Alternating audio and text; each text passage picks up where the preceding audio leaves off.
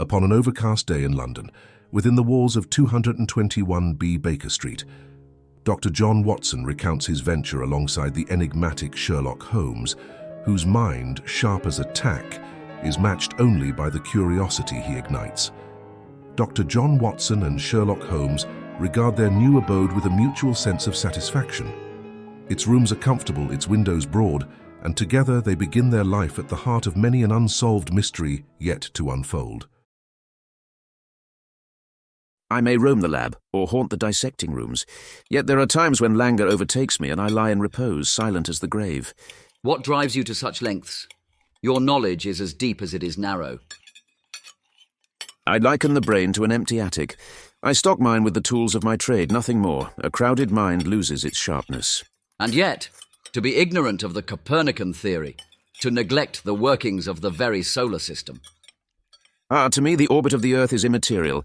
It bears no relevance to my work. A silence hangs between them, heavy like the London fog, until Holmes breaks it with a mere shrug as if to dismiss the cosmos itself. The duo's exchanges are sparse, yet revealing. Watson's idle days are punctuated by Sherlock's musical indulgences, where familiar melodies dance in the twilight. A small offering to the long-suffering Watson. Who is this man, who knows not of poets, yet understands the poisons of the earth? Who scorns politics, yet thrives in the analysis of the vilest crimes? In the early days of their acquaintance, Dr. John Watson observed that Sherlock Holmes seemed to have few visitors, leading him to believe Holmes was as solitary as himself. However, Watson soon discovered that Holmes had a diverse range of acquaintances.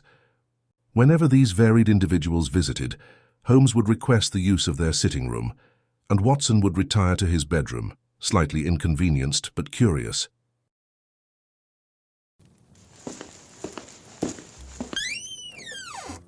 I have to use this room as a place of business, and these people are my clients.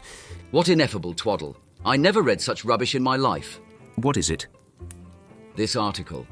It's smartly written, but impractical. It seems like the theory of an armchair lounger. I'd like to see him try his theories in real life. You would lose your money. As for the article, I wrote it myself. You? Yes, I depend upon those theories for my bread and cheese. I'm a consulting detective. When other detectives are at fault, they come to me.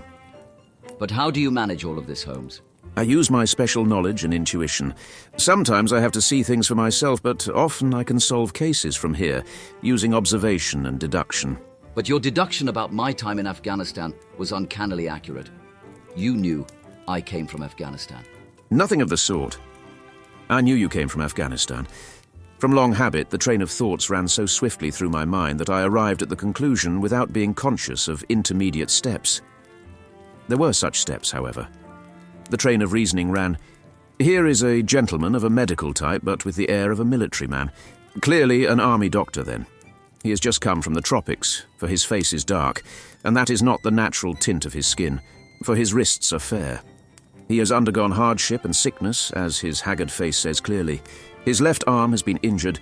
He holds it in a stiff and unnatural manner.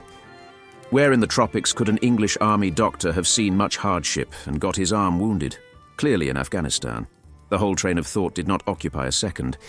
I then remarked that you came from Afghanistan, and you were astonished.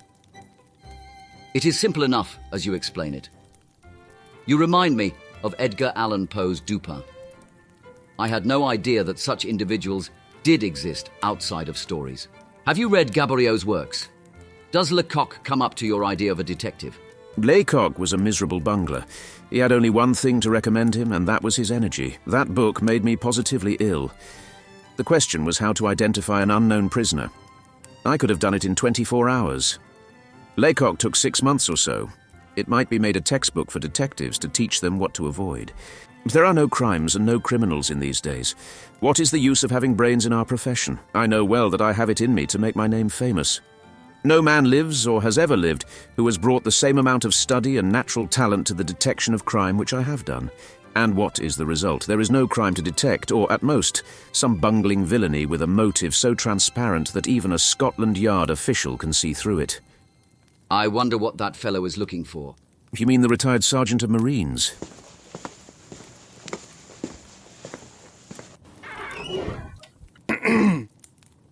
For Mr. Sherlock Holmes.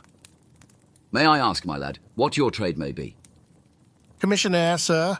Uniform away for repairs. And you were? A sergeant, sir. Royal Marine Light Infantry. Sir, no answer. Right, sir.